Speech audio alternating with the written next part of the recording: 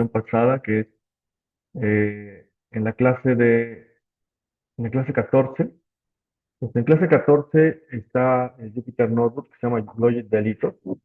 Entonces vamos a conectar este a Colab. Eh, entonces vamos a Colab y vamos a conectar este Jupyter Notebook.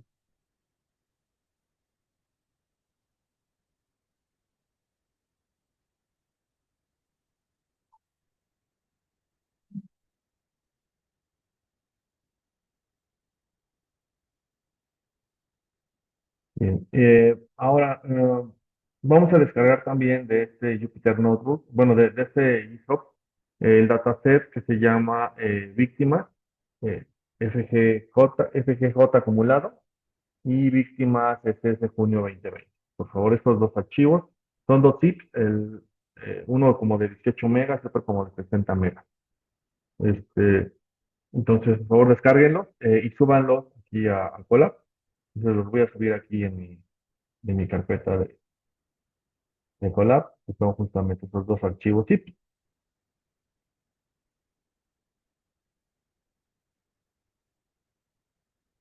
Entonces vamos a hacer un pequeño cambio en cómo vamos a cargar el dataset ahora. En una situación más o menos normal, ustedes deberían de poder conectar este de manera directa al repositorio de la, mm, de datos abiertos de la Ciudad de México. Sin embargo, la Ciudad de México tiene una política de banear cualquier consulta de IP que venga desde una IP desde un data center. Entonces, nosotros estamos utilizando Google Colab. Entonces, como nos detecta el repositorio de la Ciudad de México, es que estamos haciendo una consulta desde el data center de Google.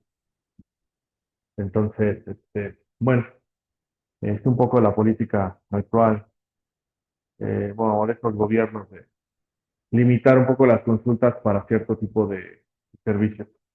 Bien, entonces vamos a utilizar, voy a retomar un poco el ejemplo o cómo lo estaba explicando.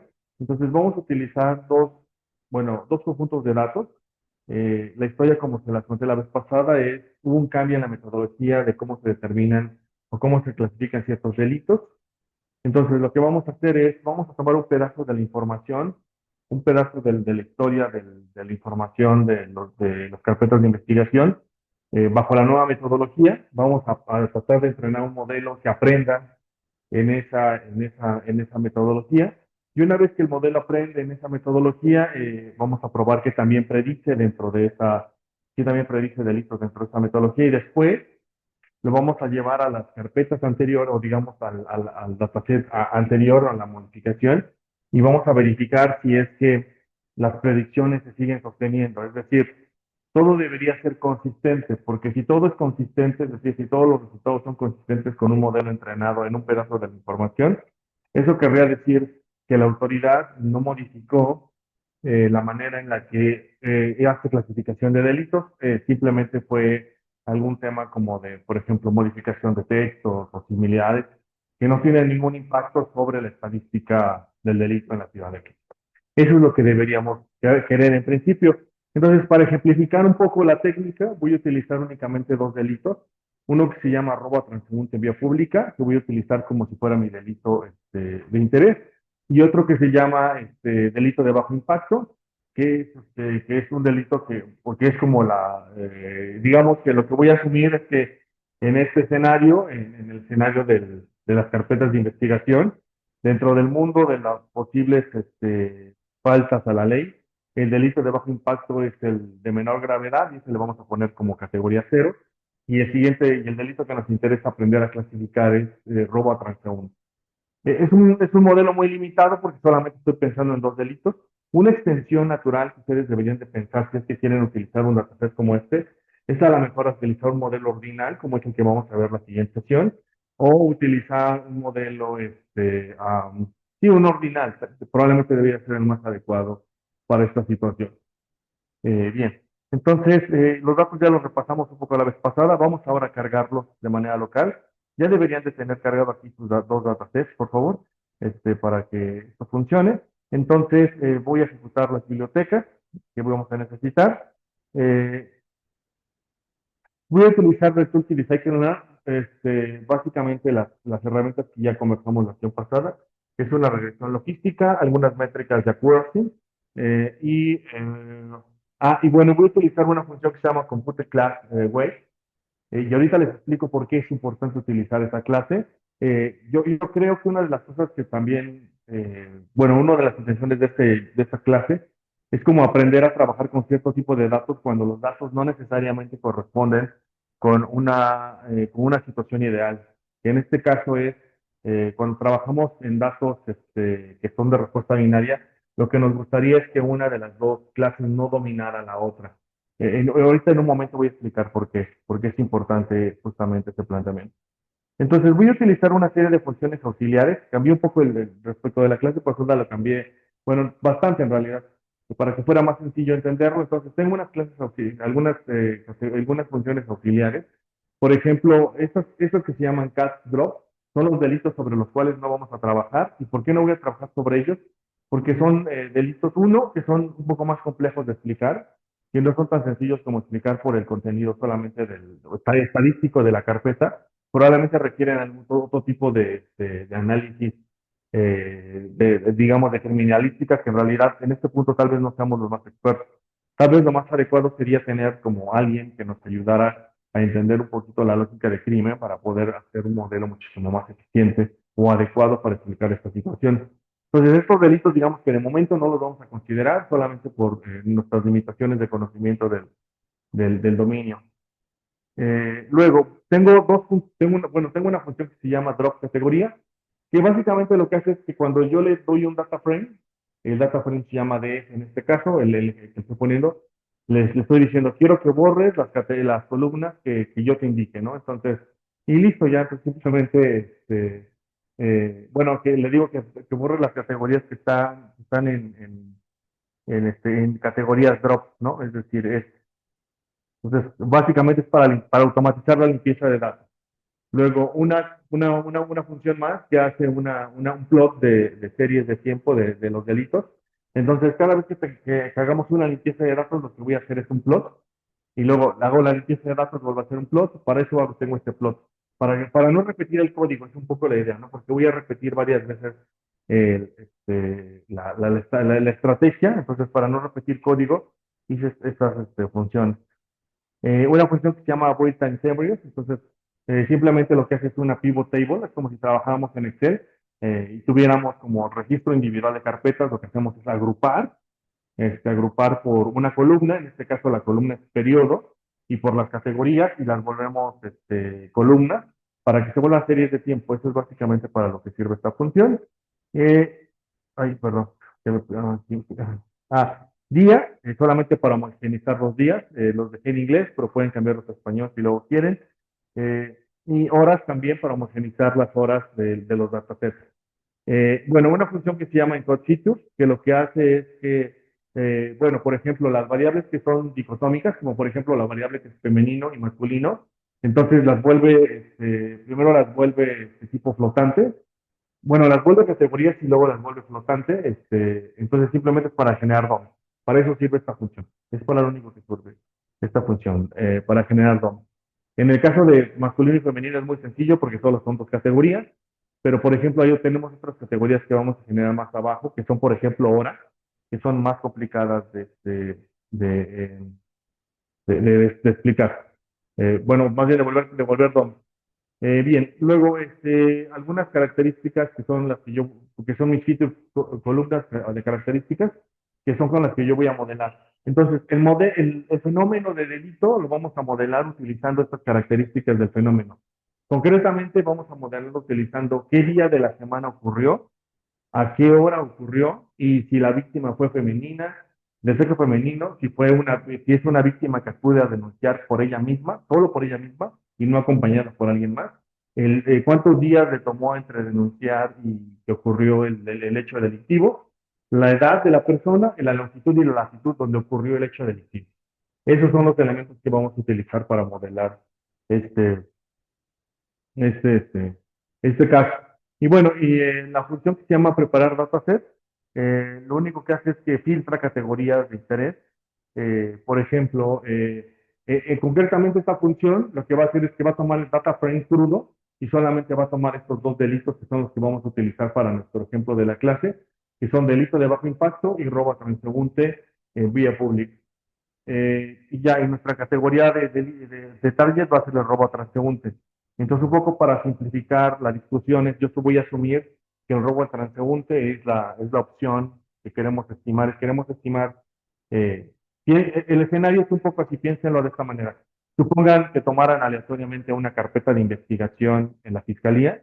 Si toman aleatoriamente esa carpeta de investigación, lo que quiero determinar es cuál es la probabilidad de que sin saber cuál fue el delito que se está denunciando, simplemente leyendo, digamos, la información estadística de la carpeta, y podemos predecir en qué casilla va. ¿Es un delito de bajo impacto o es un robo a transeúnte? Ese es el objetivo. ¿Cuál sería un objetivo mayor? O sea, ¿cuál sería así un modelo sería buenísimo tener? Que solamente con ver la información estadística pudieras predecir a cuál de los como 15 categorías de delito que existen en estas carpetas pudieras asignarlo. ¿Por qué sería interesante eso? Porque te podría dar insights sobre, por ejemplo, ciertos puntos de la Ciudad de México que a lo mejor son puntos que son peligrosos o que están asociados con ciertas características delictivas, o si puedes perfilar, por ejemplo, ¿no? A lo mejor resulta ser que el robo en transporte público es de cierto perfil. Solo le ocurre a mujeres en edades entre 20 y 30 años, por ejemplo. ¿No? Eso te gustaría saber porque entonces ya puedes perfilar un poquito como qué medidas de seguridad podrías tomar para ciertos escenarios. Eh, Bien, y al final una función que se llama entrenar y evaluar. Esta función lo que va a hacer es simplemente toma el modelo logístico. Entonces aquí adentro tengo el logic. Y bueno, y aquí lo que tengo es el class weight. El class weight es que es para balancear. Ahorita, si quieren, vamos a ver, voy a ver muy rápido. Veamos logic regression. Logic regression. Vamos a ver documentación, por ejemplo. Eh, Por ejemplo, si entramos al Logic Regression documentación y vamos a revisar el parámetro que se llama class weight, por ejemplo. Esta sesión, de hecho, va a necesitar mucho de que tengamos muy claro qué significa el class weight. Pues el class weight es aquí, existen dos escenarios. Bueno, puede ser balanceado o, déjenme ver, creo que nada más es balanceado o no. Y ahorita les digo por qué. Sí, solo es balanceado y no. Entonces, solo tiene dos opciones. Entonces, puede ser balanceado o, o no, o un diccionario de pesos a ciertas características. ¿Y qué necesito yo un ponderador para el modelo logístico? Porque lo que voy a enfrentar cuando hagamos la descripción de los datos es que nos vamos a dar cuenta que, por ejemplo, eh, una de las categorías domina la otra. ¿Cuál es el ejemplo clásico de esto? Por ejemplo, creo que lo conversamos cuando la primera vez que vimos un Logic, que fue, imagínense que lo que tienen es trabajaran para un banco. Si trabajan para un banco y si les preguntaran, digamos, la persona que les encarga el trabajo les dice, oye, quiero determinar cuáles son los factores de riesgo o los factores que indican que una persona va a dejar de pagar su crédito. Entonces, seguramente lo que ustedes harían es irían a las bases de datos del banco y extraerían toda la información de las personas que tienen un crédito y su historial de pago.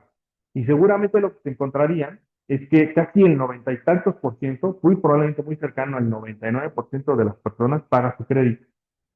Y el restante 1% o tal vez menos del 5% no lo paga.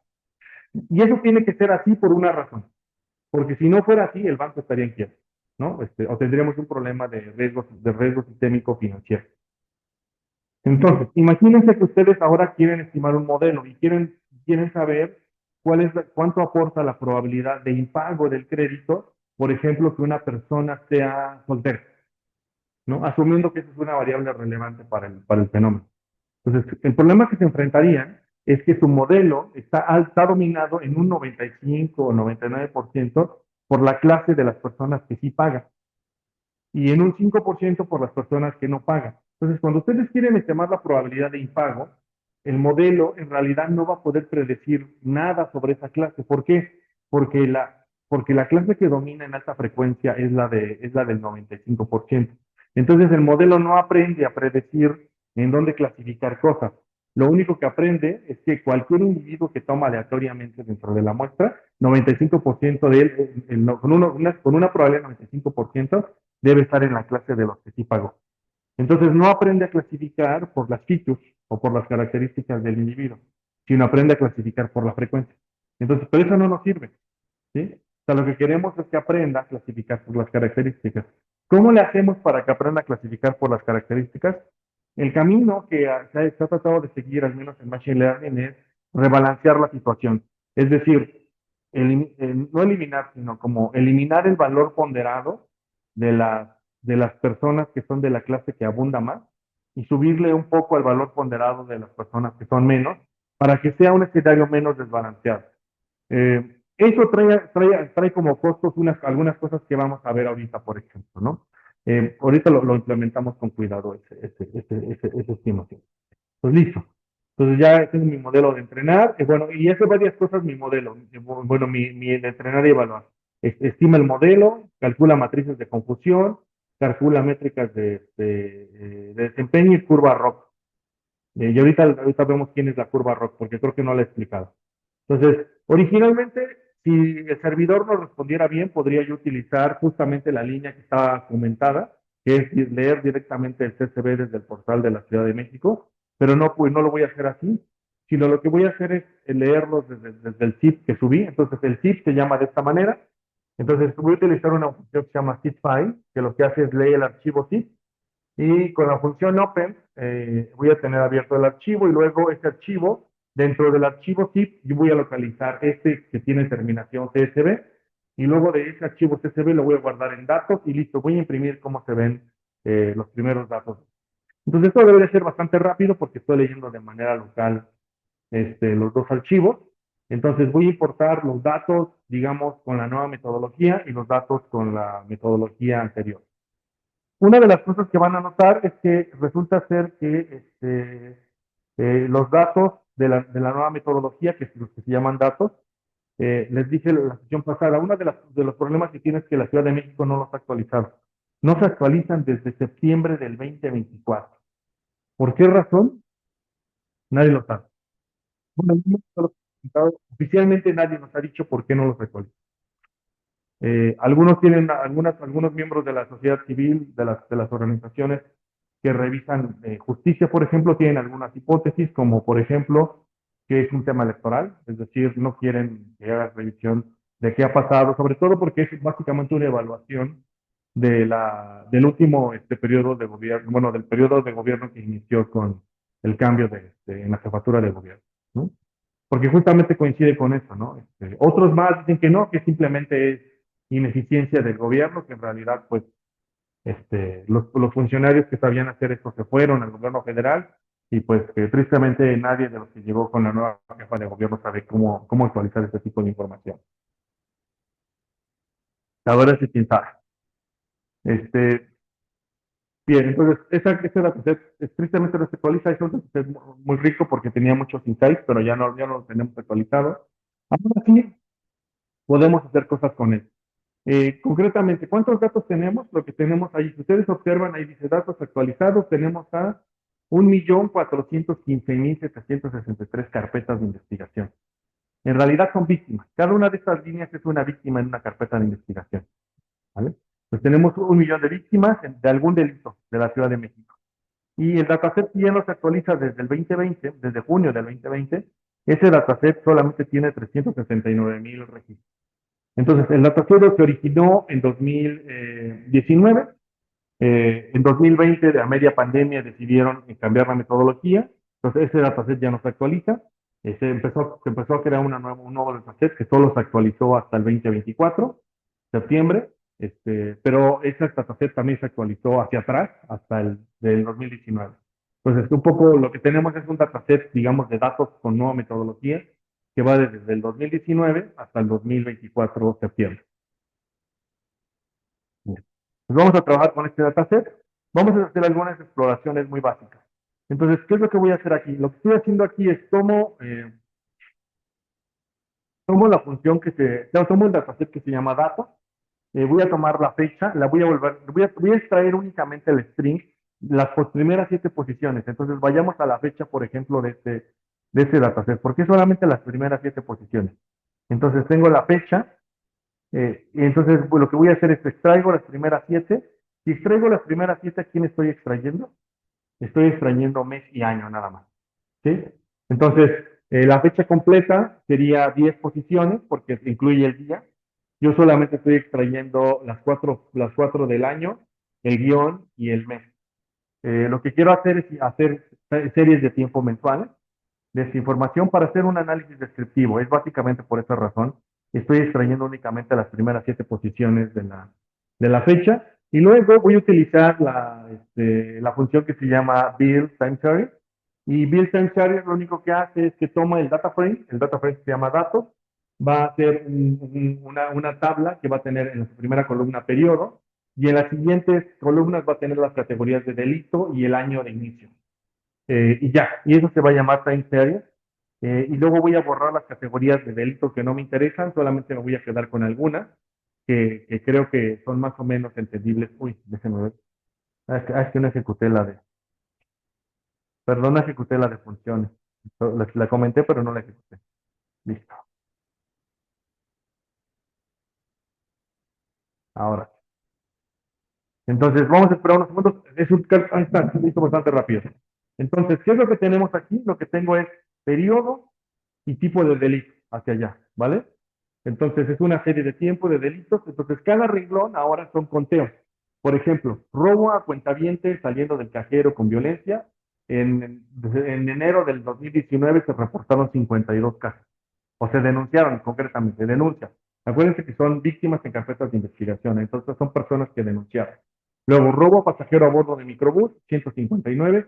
Y así pueden ver, ¿no? Entonces, lo que ustedes van a notar es que el delito de bajo impacto es el más frecuente. Son 16.562 carpetas de investigación iniciadas por delito de bajo impacto. Ahora, veámoslo gráficamente.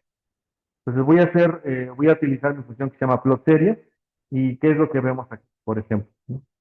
Entonces, aquí se ve, por ejemplo, ¿cuál es el delito que domina? El de bajo impacto, ¿no? El delito de bajo impacto. Eso ya suena un poquito, pues parece que no suena raro porque en realidad es una cosa normal, porque uno podría pensar que ciertamente en una sociedad de que vive, digamos que está en términos generales, no está en guerra o en paz, vamos a llamarlo, el delito que dominaría serían los delitos de bajo impacto, ¿no? Ahora, la pregunta es, ¿qué puede ser un delito de bajo impacto que no sea eso? Entonces, es decir, que no sea un robo a cuentaviente, que no sea un robo a pasajero a bordo del microbús, que no sea un robo a bordo de taxi. eh, ¿Qué puede ser eso de bajo impacto? Yo todavía me lo pregunto en algunos casos. Tengo algunos ejemplos en mi cabeza, pero me cuesta trabajo pensar que sea la categoría que domine porque no alcanzo a entender. O sea, es decir, un poco lo que estaríamos diciendo es que el robo en cartera en el metro es de los delitos más frecuentes, ¿no? Porque es un robo que ni siquiera te lo notaste, ¿no? Tal vez, ¿no? O el robo de transporte público, pero sospecho que ese estaría categorizado en algún otro, ¿no? Entonces, no sé exactamente qué puede hacer el delito de bajo impacto, sinceramente, ¿vale? Bien, pero uno es el que más domina. ¿Qué otras cosas le podemos notar? Noten, observen, hay una caída en dónde, en 2020, lo cual suena más o menos normal, asumiendo todos hubo un lockdown en el país, entonces todo el mundo se quedó en su casa, entonces cayeron los delitos. Pero lo que no gusta mucho es justamente esta caída que hay aquí, la caída del final del periodo, que es que cayó el delito de bajo impacto, o sea, cayó casi a niveles de la pandemia. Hay varias explicaciones para eso. La explicación que me suena aquí, que me suena a mí que es la más posible, es que esa caída se debe a que cuando cerraron el registro, como el proceso digamos, de actualización de la tabla es lento, entonces seguramente cerraron el registro y no actualizaron, digamos, los últimos registros, entonces por eso esa caída es artificial, es decir, falta de registros. O sea, alguien no llenó los registros O sea, literal se lo tomaron en serio. Cuando dijeron, ya no vamos a actualizar la tabla, no la actualizaron para absolutamente nada, ¿no? Y ya no, por eso se ve esa caída. Creo yo, esa es mi impresión. Eh, Bien, ahora, si le quito, por ejemplo, el delito de bajo impacto que domina mucho la visión, lo que tendría es esto, ¿no? Entonces, si quito el delito de bajo impacto, ya se ve otro tipo de comportamiento de delitos, ¿no? Ahora, sí se ve como una caída, una trayectoria hacia la baja de los robos, por ejemplo, a transeúnte en vía pública y de los robos a transportista con y sin violencia. Pero, por ejemplo, si ustedes ven las gráficas de abajo, eh, en realidad, se ven como a la baja solamente en los principios de 2019 y hasta principios de 2020. Pero después de eso, no, como que se mantuvieron en un nivel más o menos estable, ¿no? Y tal vez lo que nos debería de preocupar es que básicamente esa estabilidad se ha mantenido, ¿no? Así a lo largo del tiempo. Por ejemplo, la gráfica que tiene el azul más claro, que es casi un azul agua, es, por ejemplo, el robo a pasajero en el metro. Entonces, eso cayó hasta inicio del 2020 y luego se ha mantenido más o menos estable hasta 2024, ¿no? Como que pareciera ser que ahí no ha habido ningún tipo de cambio en el patrón de ese hecho delictivo. Bien. Eh, Ahora, miremos, por ejemplo, los datos, los viejitos, ¿no? A ver cómo se ven, a ver si tienen la misma regularidad. Voy a convertir a series de tiempo los datos viejitos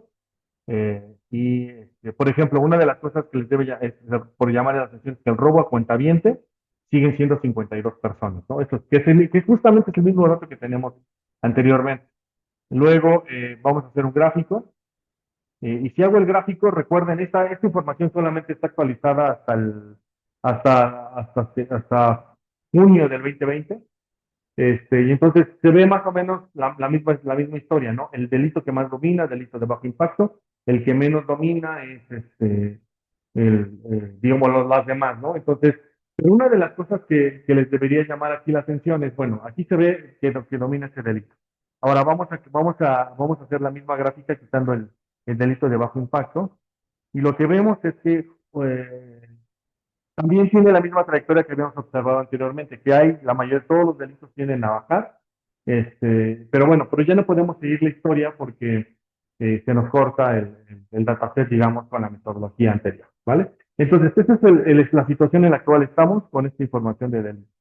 Ahora, entonces, lo que voy a hacer es, voy a trabajar con los datos, con cada uno de los renglones originales del dataset, es decir, voy a trabajar con la información a nivel víctima de delito, y lo que vamos a tratar de hacer es construir justamente un modelo probabilístico que determine cuál es la probabilidad de que, dadas las características de la carpeta, la carpeta de investigación se clasifique como dos posibles escenarios: delito de bajo impacto o robo a transeúnte en vía pública, ¿no? Nada más como eso. Entonces, voy a trabajar únicamente con esa información, pero antes de eso vamos a limpiar un poco los datos, ¿no?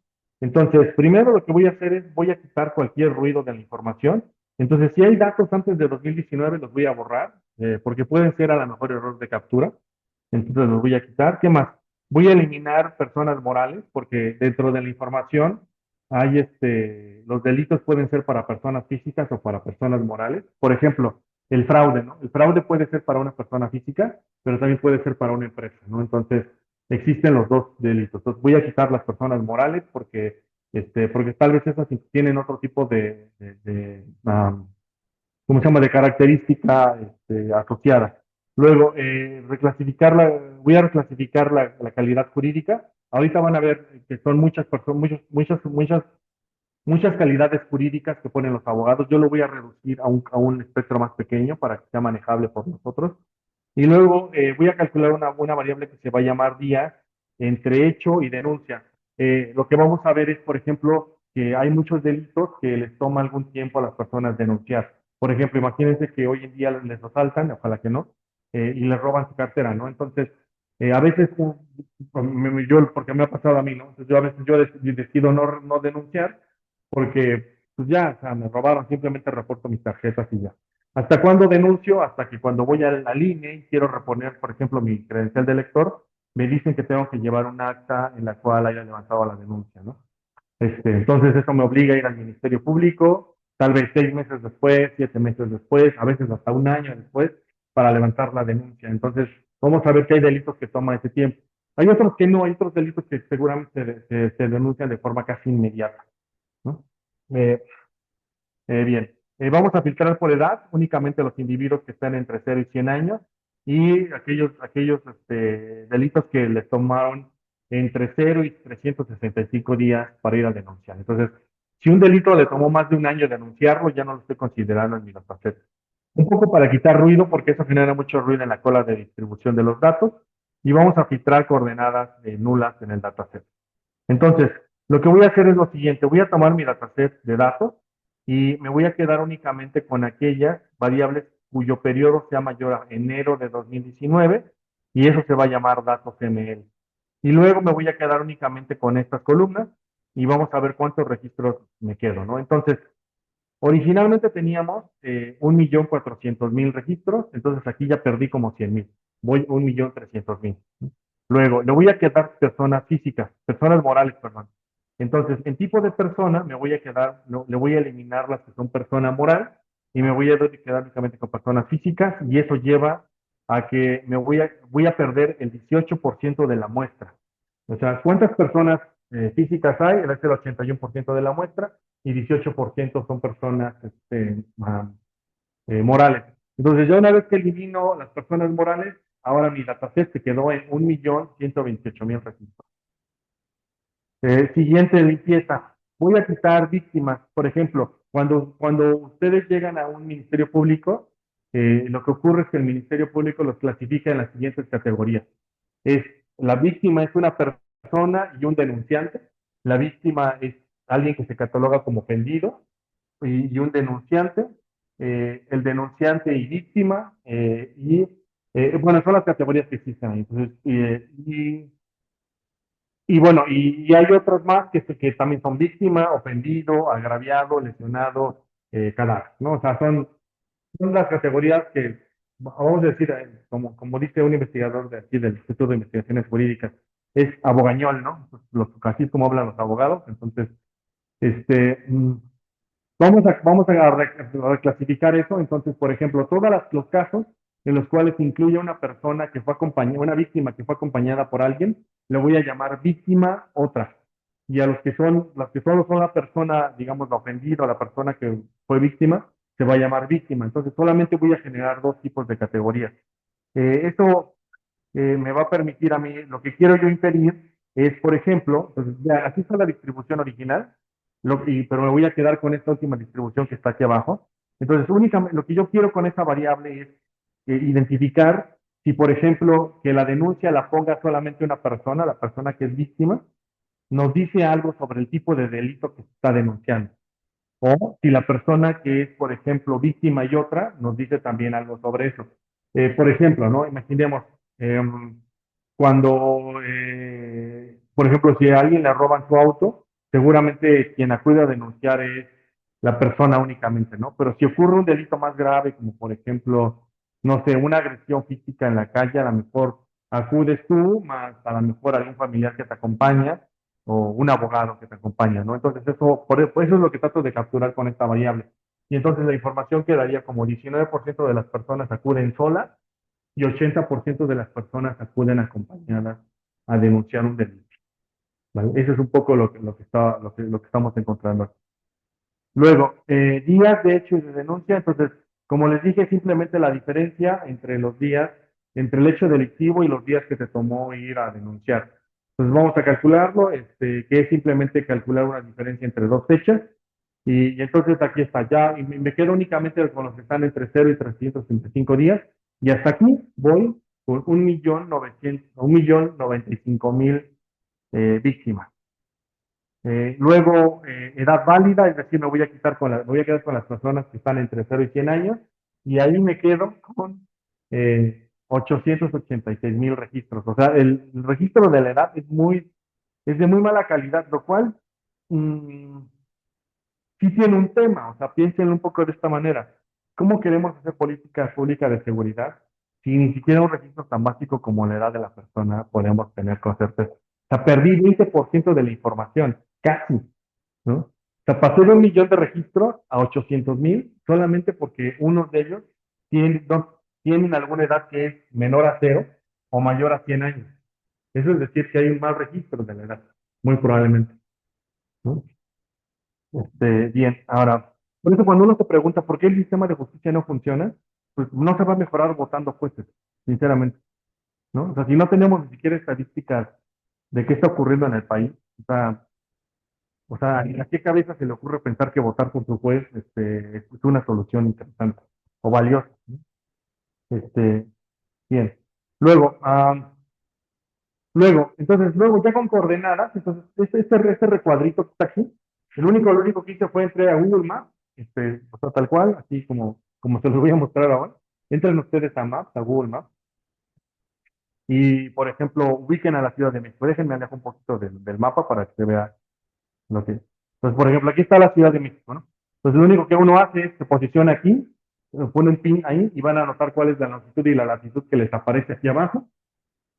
Pongan otro pin por aquí arriba, por ejemplo, ay, pin, ya no quería que se acercara, pero bueno, aquí está longitud y latitud y vamos a elegir otro punto, por ejemplo, otro punto por acá, longitud y latitud y otro punto por abajo, ¿no? Vamos a decir que por acá. Y con esas longitudes y latitudes que ubiqué, lo único que hago es ya nada más hago el recuadro y los pongo aquí. Entonces, estas son las cuatro elementos de ubicación donde está la Ciudad de México. Es nada más para eliminar un mal registro de longitud y latitud en un delito. Entonces, ya después de eliminar longitud y latitud con errores, perdimos casi 36,000 delitos. Otra vez, mal registro. O sea, si no tenemos información estadística de buena calidad, esto está muy complicado en realidad. Muy cuesta arriba, pues. Bien, ahora, y bueno, y por último, voy a volver fechas, estas dos variables, me voy a asegurar de que se vuelvan fecha y hora para tenerlas, digamos, segura. Y bueno, y vamos a ver cuántos registros finales tengo. Entonces, yo empecé con 1,400,000 registros y me voy a quedar con 850,000 registros, es decir, 60% de la muestra. 20% de esa pérdida se justifica porque perdí personas morales, ¿no? Lo cual no está mal, digamos, porque yo estoy asumiendo que personas morales no las puedo modelar, pero el resto de información es malos registros, lo cual, pues sí nos debería de preocupar. Es decir, ¿cómo es posible que los registros administrativos de los hechos delictivos no se estén llevando digamos, con buena celeridad? Pues eso implica que entonces no podemos tomar decisiones sobre el estado de la justicia en general, ¿no? Esa es un poco la lección que a mí me ha llevado a aprender este tipo de análisis de dataset. Bien, ahora, eh, vamos a limpiar los datos no actualizados, o sea, el dataset que se le puede actualizar. Voy a hacer exactamente el mismo proceso de limpieza. Entonces, primero veamos cuántos tenemos. Bueno, primero, los nombres de las columnas cambian un poco, entonces los vamos a homogenizar. Los voy a homogenizar ahorita más adelante. Aquí está con este map que está aquí. Entonces, por ejemplo, en el dataset anterior se llamaba fecha de hecho en minúscula. No, perdón, se llamaba fecha de hecho en mayúscula y ahora se va a llamar fecha de hecho pero en minúscula. Porque así es como se llama en la nueva metodología. Entonces, hubo cambios de nombre que estoy, digamos, reajustando, que eso es lo que hago aquí. Renombro las columnas y entonces los 348,000 registros, digamos, ya están como estandarizados, al menos en nombre, con las nuevas columnas que están en la nueva metodología. Lo único que voy a hacer es ahora hacer las conversiones que hice anteriormente, por ejemplo, de fechas. Voy a aplicar las limpiezas eh, y vamos a, por ejemplo, personas físicas y morales. Noten esto, por ejemplo, en ese dataset, en el dataset anterior, aquí hay una cosa bien interesante porque las personas físicas, si ustedes regresan a esta estadística en los datos actualizados, van a ver que sí hay una diferencia significativa. Por ejemplo, déjenme voy a persona física aquí arriba. Aquí está. 81% de las carpetas eran persona física y 18% eran persona moral en la nueva metodología. Pero en la metodología anterior, la que dejó de hacer la Ciudad de México en 2020, ahí, está aquí abajo. Ah, era 74 y 25. Algo pasó, o sea, quiere decir, ya desde aquí uno puede empezar a pensar que una de las cosas que cambió o que implicó el cambio de metodología es que seguramente la Ciudad de México cambió algunas personas que eran personas morales las vio personas físicas, muy probablemente. ¿Por qué? No lo sé, pero tal vez debe de haber alguna explicación. A lo mejor era un mal registro hecho, ¿no? Bien, ahora veamos, por ejemplo, calidad jurídica. Si ajusto todo esto, quedaría de esta manera. Por ejemplo, días de hecho y denuncia. Vamos a ver cuántos me quedan. Entonces, de los 300,000 me quedan 256,000. Y voy a perder bastante información también aquí. En edad, voy a 208,000. Coordenadas completas, quedamos 200,000. Entonces, finalmente, nos quedamos con solamente 200,000 registros. Entonces, de los 300,000, 800 de los 300,000, casi 400,000 registros, solo tenemos 200,000 que son más o menos procesables. Otra vez, muchísima información perdida, ¿no? Solamente del limpieza. Bien. Ya que tenemos los datos limpios, entonces hagamos la exploración otra vez. Y la exploración es muy sencilla. Por ejemplo, hagamos un plot muy sencillo de cómo se ven los datos, eh, por algunas características. Perdón, no expliqué mi código, déjenme lo explico muy rápido. Lo que tengo aquí es, voy a hacer varios gráficos. Voy a generar un subplot. Y un subplot lo que me permite es generar un grid de gráficos. Entonces, este grid de gráficos va a ser un grid de 2 por 2 y que va a tener un tamaño de figura de ancho de 14 centímetros por 10 de altura. Y voy a graficar lo siguiente. Voy a graficar cuántos delitos hay por día de la semana, entre lunes hasta domingo, y luego voy a graficar la hora. No, en las 24 horas del día voy a ver cuál es la distribución de frecuencia de los delitos por hora, por edad, por edad de las personas y por días que transcurrieron entre que la persona tuvo el hecho delictivo y denunció. Son los 4 gráficos que voy a graficar aquí muy rápido. Entonces veamos, por ejemplo, a ver si podemos interpretar algo de esto. Entonces, por ejemplo, la primera gráfica es el conteo de delitos que son observados por día de la semana. Este es el dataset, digamos, ya limpio y es el dataset con la nueva metodología. Entonces, la información que tenemos es que o sea, si miráramos las barras y hiciéramos el símil de probabilidad, entonces, ¿cuál es el día menos probable de enfrentar un delito? Domingo. ¿Cuál es el día más probable? Un viernes. ¿No? Porque es el que hay más delitos hay. Ahora, por distribución de horas, según las carpetas de investigación, cuál es la hora más probable en la que puedes enfrentar un delito? Según esta gráfica, debería ser las 12 del día. ¿Eso les hace sentido? ¿Qué piensan? ¿Qué piensan de esta gráfica? La gráfica de justo la azul del panel derecho. Es decir, lo que está diciendo esta gráfica es que si las barras, si es cierto que la frecuencia es adecuada, es correcta, entonces nos diría que a las 12 del día es el momento más probable que te puede ocurrir un delito. El segundo momento más probable son las 10 de la mañana y el tercero sería como por ahí de las 11 de la mañana. ¿Cómo ven? ¿Les hace sentido que eso sea cierto?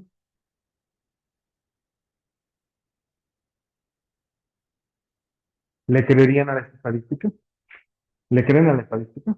¿Está aquí? Bueno, la explicación que yo le he encontrado es la siguiente. Resulta ser que cuando ustedes van a denunciar un hecho delictivo y si por alguna razón el Ministerio Público se le olvidó preguntarles a ustedes la hora, ¿qué creen que hace? Pone, o sea, por ejemplo, ustedes dicen, no, pues me robaron la cartera en el metro no sé, el 30 de abril, ¿no? Y ya, ustedes denunciaron eso. Solo les interesaba que les dieran el acta de denuncia porque necesitan ir al INE a que les repongan su credencial. Y bueno, y el Ministerio Público no se dio ni cuenta que no puso la hora, ¿no? Porque ustedes no la dijeron y tampoco hizo el Ministerio Público por ponerla.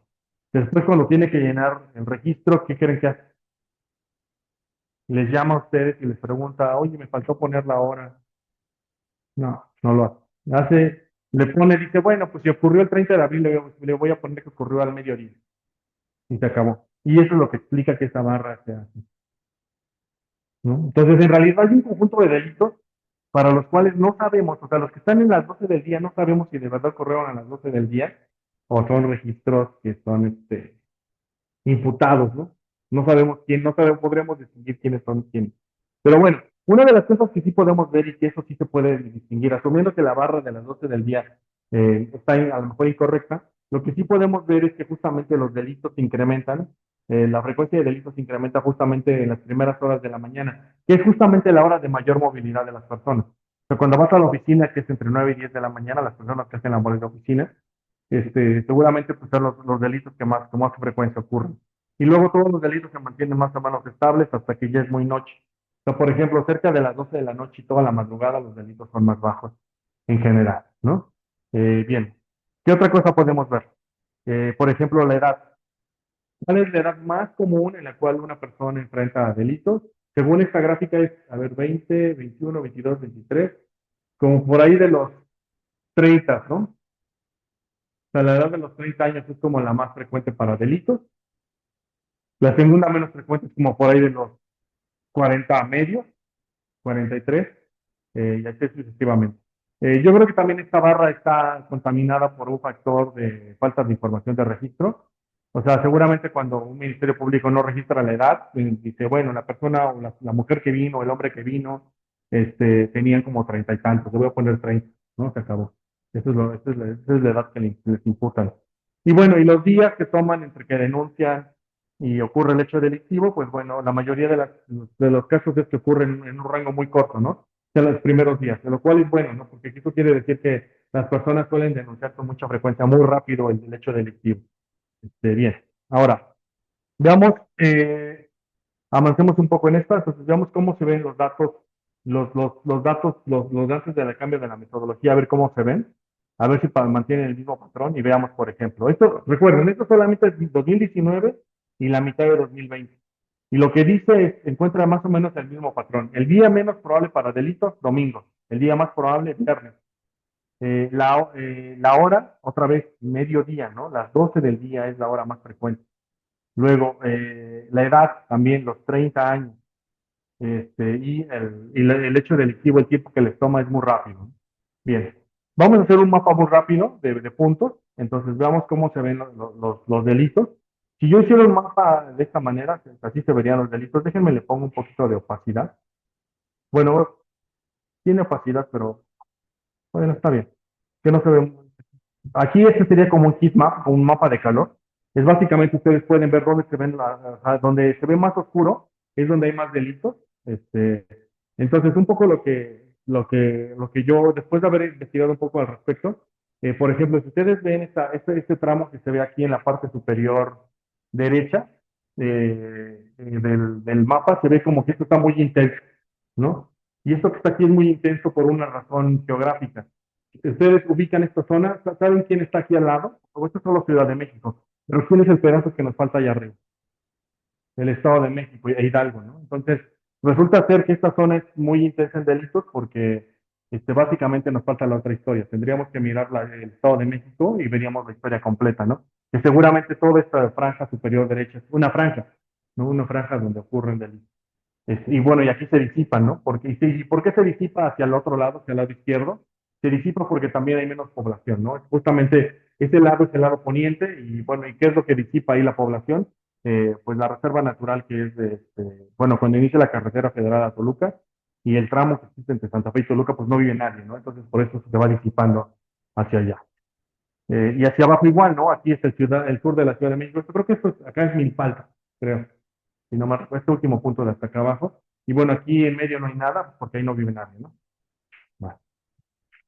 Este, y veamos para los datos viejos, ¿cómo se ve?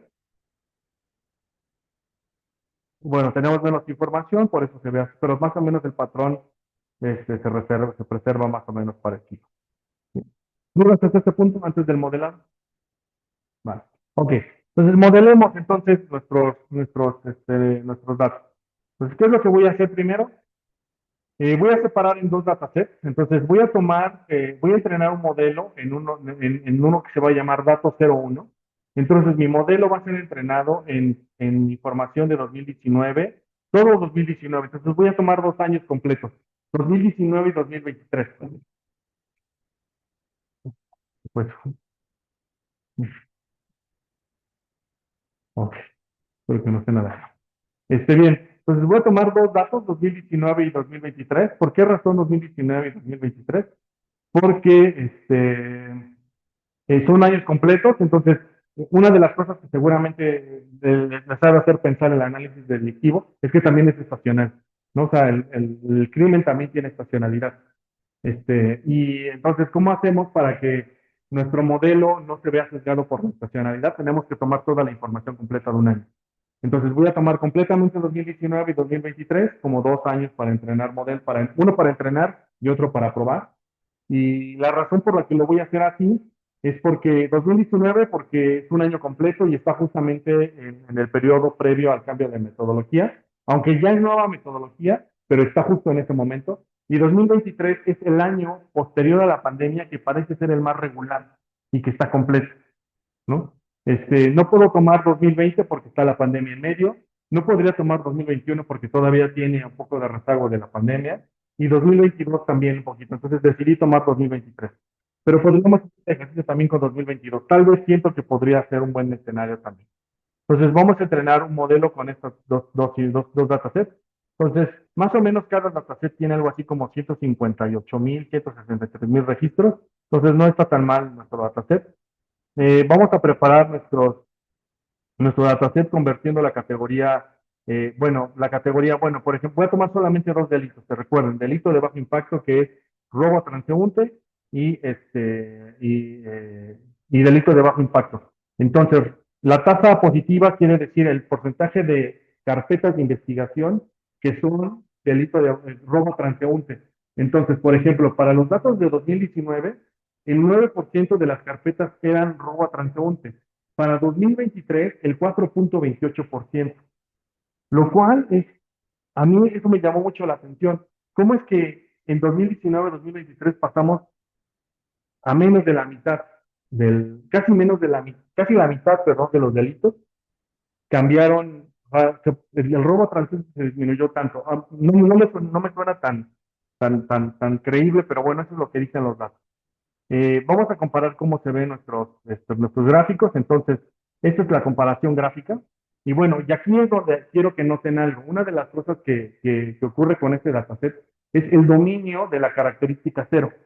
Entonces, la característica cero es la que domina el dataset y la característica uno es muy pequeña. Entonces, esto implica que deberíamos hacer un rebalanceo para estimar un modelo. Entonces, vamos a hacer esto. Cuando estimemos el modelo, vamos a rebalancear.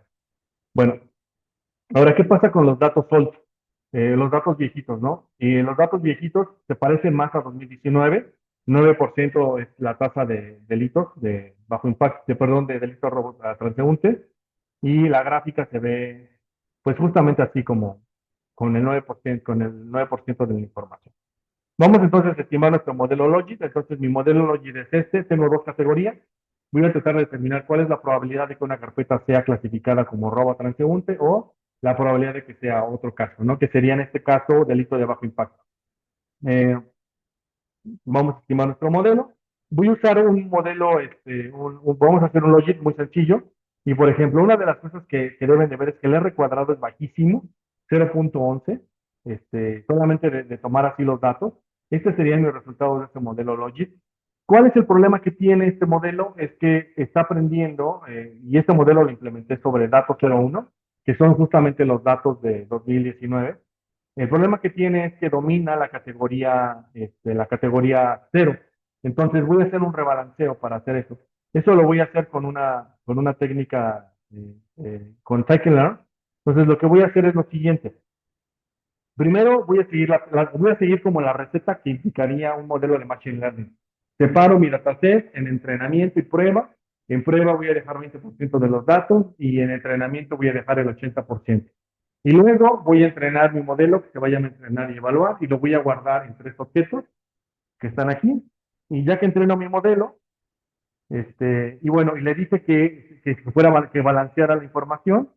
Y entonces, ya una vez que termine de entrenarse, ahorita que termine vamos a ver la importancia de las características de cada uno de los modelos, del modelo entrenado.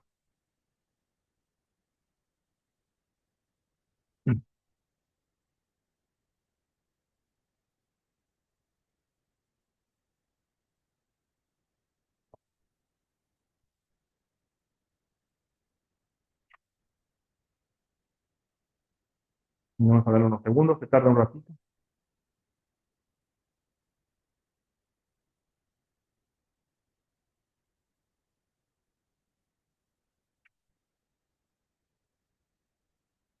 Ahí está. Y aquí están los resultados, ¿no? Entonces, por ejemplo, mi accuracy es bajísimo, 61%. O sea, de verdad es un modelo malo, ¿no? O sea, no está, mi modelo no clasifica muy bien delitos, ciertamente, 61% de accuracy. Aquí está la matriz de confusión. ¿Qué significa hacer una matriz de confusión? Es simplemente poner los que son correctamente clasificados de acuerdo a la predicción. Por ejemplo, en el cuadro azul, azul oscuro, lo que dice es, si noten aquí en el eje de las X, dice, se predice como cero algo que era realmente cero. Es decir, esos son los correctamente clasificados como categoría cero. En el panel inferior derecho, tenemos 1929 clases que se predicen como uno y que realmente eran la categoría uno. Lo que nos debe de preocupar son los extremos. Y si ustedes observan los extremos, el más alto es justamente el recuadro de la parte superior derecha, donde tengo 9.538 registros, donde lo que yo estoy diciendo es, son carpetas que son clasificadas como robo, perdón, que son delitos de bajo impacto, pero que según mi modelo, por sus características, deberían ser robo a transeúnte. Entonces, ahí mi modelo, aquí hay de dos, aquí hay de dos sopas, ¿no? O sea, como un poquito como, aquí hay dos posibles escenarios. Uno, mi modelo es malo aprendiendo a clasificar carpetas, asumiendo que la información de las carpetas de investigación está bien, digamos, bien estructurada y todo y es correcta, o la autoridad me está engañando. Y resulta ser que hay carpetas que tienen información que se parecen más a un robo, pero que la autoridad está decidiendo ponerlas como delito de bajo impacto. ¿Cómo resolvemos el misterio? Ciertamente no podríamos hacerlo solamente con este modelo. Este modelo hasta este punto lo único que nos lleva a pensar es, aquí hay algo raro, ¿no? O es la calidad de los datos, que es mala, lo cual también habla mal de la autoridad, o es la autoridad que está moviéndole algo a la clasificación de las carpetas que no corresponde con lo que dice la carpeta, ¿no? Por ejemplo, una de las cosas que podríamos tratar de entender es si, por ejemplo, una carpeta que se inicia porque llegó una mujer de veintitantos denunciando un delito y que ocurrió tal vez afuera del metro Insurgentes, que es una zona de mucha afluencia, que la autoridad la haya clasificado como delito de bajo impacto cuando a lo mejor fue otra situación, como por ejemplo un robo con armas, ¿no?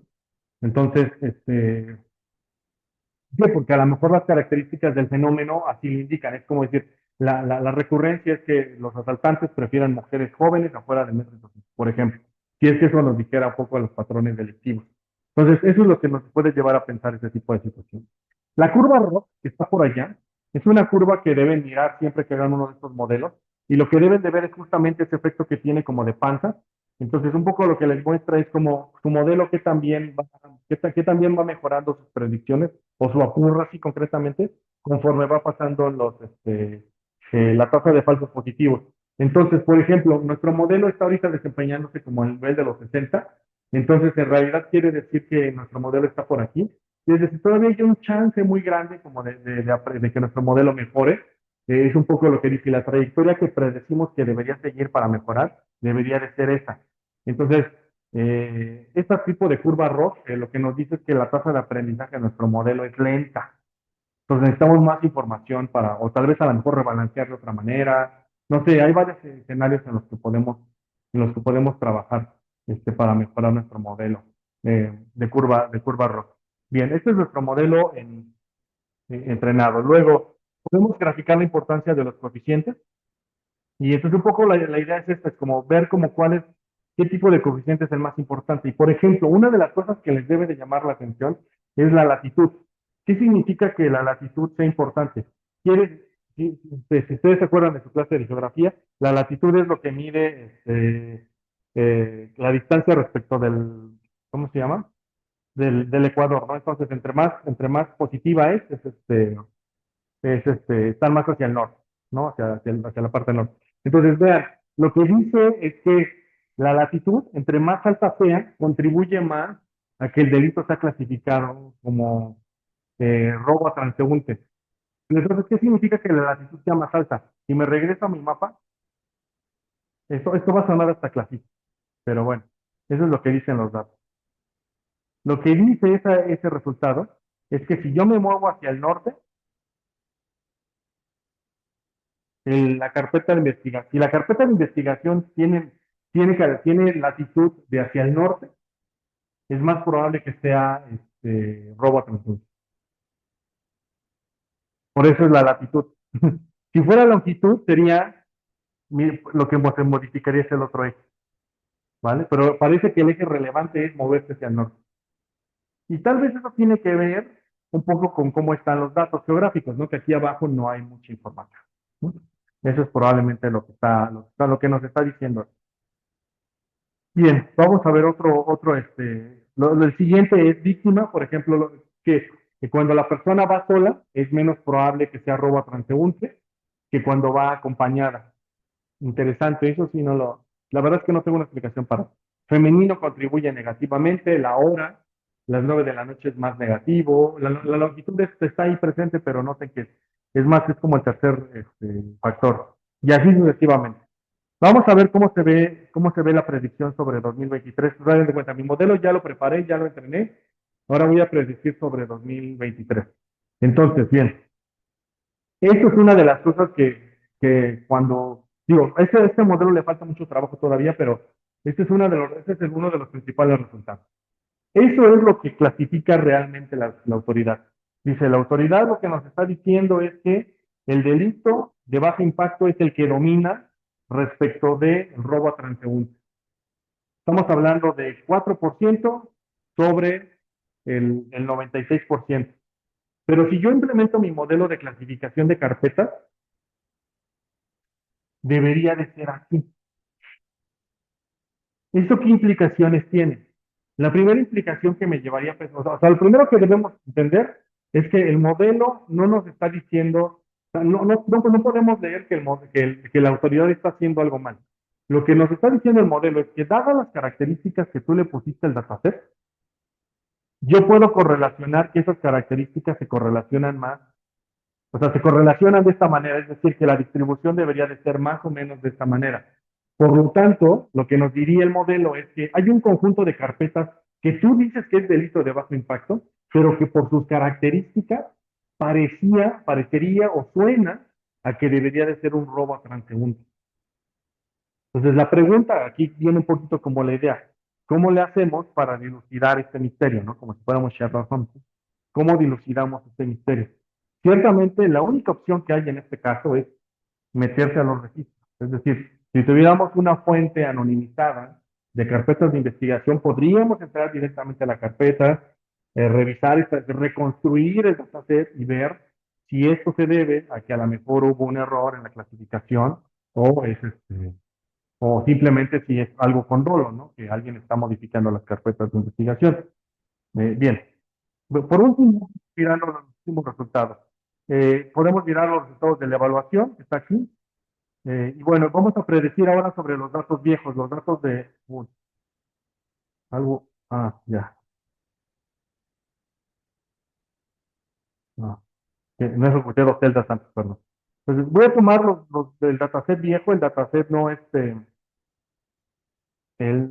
sin cambio de metodología, y vamos a estimar cómo se ven los resultados en este dataset. Ya solamente para cerrar esta sección.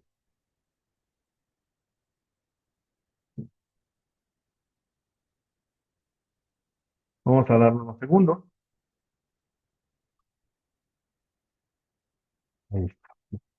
Entonces, el acuerdo sí es bajo, ya habíamos dicho eso, 62%. Igual, donde se equivoca, justamente en este recuadro azul, y la curva ROC también tiene el mismo comportamiento, ¿no? Entonces, los datasets viejos también son, digamos, tienen la misma deficiencia. Esa es una de las cosas que a mí, cuando muestro este ejemplo, me hace pensar que en realidad sí necesitamos, o sea, que los resultados no son malos. O sea, el hecho de que mi curva sí sea bajo y que lo que yo estoy prediciendo no se parezca al observado, en realidad es un buen resultado. y que se vuelve consistente a lo largo de diferentes escenarios. Lo probé en 2023, lo probé en 2019 y luego lo probé en 2019, pero con la metodología anterior y me salió exactamente lo mismo. Eso quiere decir que los datos, si están mal consistentemente, ¿no? Es decir, están mal levantados en todos lados. ¿Por qué? Porque, por ejemplo, también aquí la latitud es el factor que más importa, el siguiente que más importa es femenino, el víctima, luego femenino y luego longitud. Y bueno, y vamos a ver cómo se predicen aquí los datos sobre este, ¿no? Que es justamente la comparación final que es este resultado. Vale, bien. Entonces, con este es con el que me quiero quedar. A ver, y con este nos vamos. A ver, el modelo original donde yo entrené, donde hice train test, llegué a un accuracy de 74%. Cuando predigo sobre 2019, perdón, sobre 2023, me voy a 68. Cuando me voy sobre 2019, me voy a 63. Y me voy a los datos viejos, me voy hasta 68%. Entonces, ciertamente, esta consistencia de resultados me hace pensar que, en efecto, mi modelo sí pudo entender bien las características y lo que probablemente está mal aquí es que la estadística delictiva no es suficientemente buena para predecir, para que mi modelo pueda ser concluyente. De hecho, me deja más dudas que respuestas, lo cual tal vez en principio no es malo, ¿no? En principio eso quiere decir que deberíamos mirar con más cuidado qué hay en estas carpetas de investigación. Bien, ¿dudas? ¿Comentarios? Vale, buenísimo. Pues esta es la sesión de Logit para Machine Learning. Un poquito